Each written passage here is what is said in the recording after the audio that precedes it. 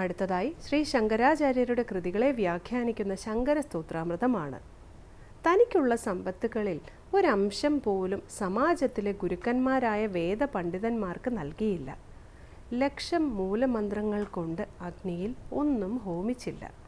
യഥാസമയം സത്കർമ്മങ്ങൾ ഒന്നും ചെയ്തില്ല എന്നോർക്കുകയും അത്തരം അപരാധങ്ങൾ ക്ഷമിക്കണമേ എന്ന് ശ്രീ പരമേശ്വരനോട് പ്രാർത്ഥിക്കുകയും ചെയ്യുന്ന ശിവ അപരാധ ക്ഷമാപണ സ്തോത്രത്തിലെ 8-ാം ശ്ലോകം സ്വാമി ചിദാനന്ദപുരി വ്യാഖ്യാനിക്കുന്നത് കേൾക്കാം.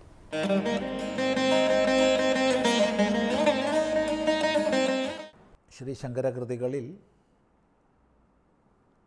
ശിവാപരാധ ക്ഷമാപണ സ്തോത്രം 7 ശ്ലോകങ്ങളാണ് നമ്മൾ ശ്രദ്ധിച്ചത്. അതിൻ്റെ ആദ്യഘട്ടത്തിൽ മാതൃഗർഭത്തിലിരിക്കുമ്പോഴും കൗമാരത്തിലും ബാല്യത്തിലും യൗവനത്തിലും വാർദ്ധക്യത്തിലുമൊക്കെ പലവിധ ദുഃഖങ്ങൾ അനുഭവിച്ചും പലതിന് പിന്നാലെ ഓടിയും വളരെയധികം ക്ലേശിച്ചു. അതിൻ്റെ എല്ലാം കാരണമായിരിക്കുന്ന അപരാധങ്ങളിൽ നിന്ന് രക്ഷിക്കണേ, അവയെ ക്ഷമിക്കണേ എന്ന് പറഞ്ഞു. തുടർന്ന് യഥാസമയം കർത്തവ്യങ്ങളെ ചെയ്യാത്ത പൂജാതി കർമ്മങ്ങളെ, യജ്ഞങ്ങളെ, മറ്റ് സത്കർമ്മങ്ങളെ യഥാസമയം ചെയ്യാത്ത, എന്തിന് ധർമ്മവിചാരം പോലും ചെയ്യാതെ കഴിഞ്ഞുകൂടിയ അവസ്ഥകളെക്കുറിച്ച് ഓർത്ത് ആ അപരാധം മുഴുവൻ ക്ഷമിക്കണേ എന്ന് പ്രാർത്ഥിക്കുകയാണ്. നോക്കൂ, ധ്യാത്വാ ചിത്തേ ശിവാഖ്യം പ്രചുരതരധനം നൈവദത്തം ദ്വിജേഭ്യോ ഹവ്യം തേ ലക്ഷസംഖ്യൈർ ഹുതവഹവദനേ നാർപ്പിതം ബീജമന്ത്രൈഃ നോ തപ്തം ഗംഗതീരേ വ്രതജപനിയമൈഃ രുദ്രജാപ്യൈർന വേദൈഃ ക്ഷന്തവ്യോ മേ പരാധ ശിവ ശിവ ശിവ ഭോ ശ്രീമഹാദേവ ശംഭോ. ധ്യാത്വാ ചിത്തേ ശിവാഖ്യം, ചിത്തത്തിൽ, അന്ധകരണത്തിൽ. ഇവിടെ ചിത്തം എന്നുള്ളതിന് മനസ്സ്, ബുദ്ധി എന്നിവ ചേർന്നിട്ടുള്ള അന്ധകരണം എന്നർത്ഥം എടുത്താൽ മതി. അപ്പം അന്ധകരണത്തിൽ ശിവാഖ്യം ധ്യാത്വാ, ശിവതത്വത്തെ ധ്യാനിച്ചിട്ട്, ശിവാഖ്യം ശിവൻ എന്ന ആഖ്യയോട് കൂടിയവനെ. ഈശ്വരനിൽ പേര് കൽപ്പിതമാണ്. ഈശ്വരന് നാമമില്ല, ഈശ്വരന് രൂപമില്ല. നാമരൂപരഹിതമായിരിക്കുന്ന തത്വത്തെ അനുസന്ധാനം ചെയ്യാൻ അശക്തനാണ് മനുഷ്യൻ. അതുകൊണ്ട് തന്നെ ഈശ്വരന് നാമങ്ങളെ കൽപ്പിക്കുന്നു, രൂപങ്ങളെ കൽപ്പിക്കുന്നു. അങ്ങനെ ശിവനെന്ന നാമം ആർക്ക് കൽപ്പിച്ചുവോ അവൻ ശിവാഖ്യൻ. ശിവതത്വത്തെ മനസ്സിൽ ധ്യാനിച്ച് പ്രചുരതരധനം നൈവദത്തം ദ്വിജേഭ്യഃ, ദ്വിജന്മാർക്ക്, ബ്രാഹ്മണോത്തമന്മാർക്ക് ധനം ദാനം ചെയ്തില്ലല്ലോ. നൈവദത്തം, നൽകിയതേയില്ല.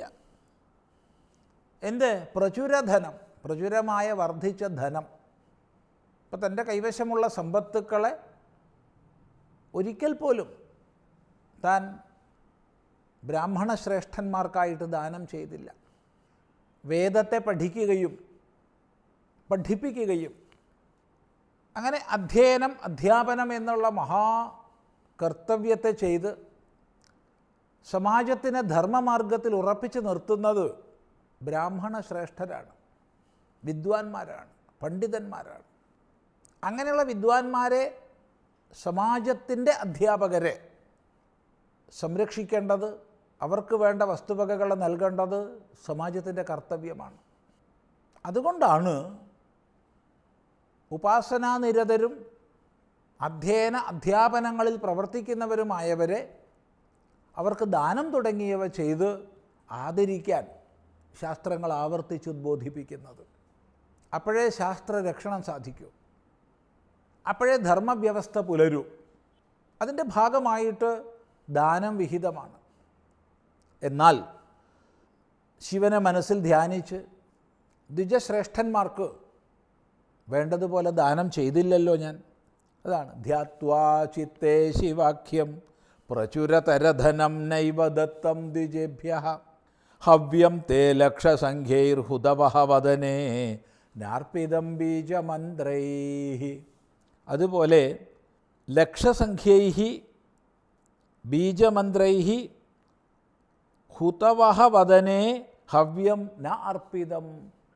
ലക്ഷം സംഖ്യകളാൽ ബീജമന്ത്രങ്ങളോടൊത്ത് അഗ്നിയുടെ വദനത്തിൽ, അഗ്നിയുടെ മുഖത്തിൽ ഹവ്യം അർപ്പിച്ചില്ലല്ലോ, ഞാൻ അർപ്പിക്കപ്പെട്ടിട്ടില്ലല്ലോ. എന്നാൽ അവിടെ വിധിപ്രകാരം മന്ത്രപൂർവം അഗ്നിയിൽ വിഹിതങ്ങളായ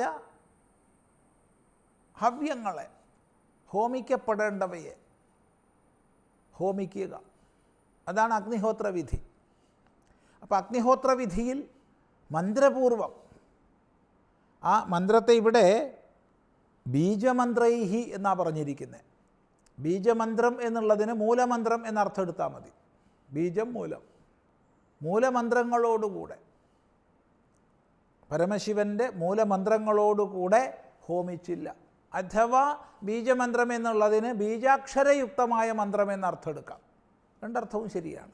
അപ്പം ബീജാക്ഷരയുക്തമായ മന്ത്രങ്ങളെ കൊണ്ട് അഥവാ മൂലമന്ത്രങ്ങളെ കൊണ്ട് എങ്ങനെ ലക്ഷസംഖ്യൈഹി, ലക്ഷം സംഖ്യകളെ കൊണ്ട്, ഇത്ര ലക്ഷം എന്ന കണക്കിന് ഇത്ര ഉരു, ഇത്ര ലക്ഷം ഉരു എന്ന കണക്കിന് ഹുതവഃ വദനേ, ഹുതവഹൻ ഹോമിച്ചതിനെ വഹിക്കുന്നവൻ, അഗ്നി, അഗ്നിയുടെ വദനത്തിൽ, അഗ്നിയുടെ മുഖത്തിൽ നൈവ അർപ്പിതം, അർപ്പിക്കപ്പെട്ടില്ല. എന്തർപ്പിക്കപ്പെട്ടില്ല? ഹവ്യം. അപ്പോൾ ദാനം യഥാസമയം ചെയ്യപ്പെട്ടില്ല, ഹോമം യഥാസമയം ചെയ്യപ്പെട്ടില്ല. ഇങ്ങനെ കഴിഞ്ഞുപോയ കാലത്ത് വരുത്തിയ വീഴ്ചകളെ ഒന്നൊന്നായി ഓർമ്മിക്കുകയാണ്. തുടർന്ന് നമുക്ക് അടുത്ത പ്രാവശ്യം ശ്രദ്ധിക്കാം.